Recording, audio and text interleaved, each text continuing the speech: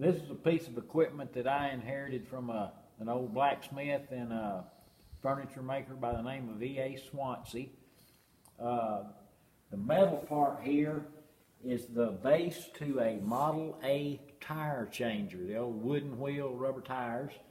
What that is, of course, he was a blacksmith wheelwright, so he made his own wheels, wrapped the metal around the wheels, and right there is where he forge welded the two pieces together when he wrapped them around the wheel.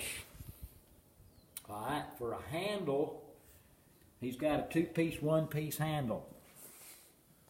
Basically, you pull it up, it locks into place. You can move it wherever you need to move it to. When you get it where you want it to go, you just drop that. You got a peg and a hole. Simple as that. And that gets it out of your way. Of course, the flip switch is broke.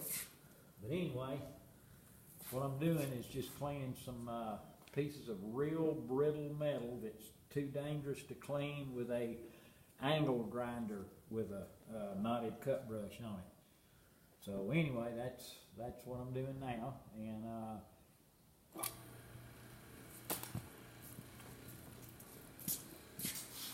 I like using pieces of equipment that are 100 years old.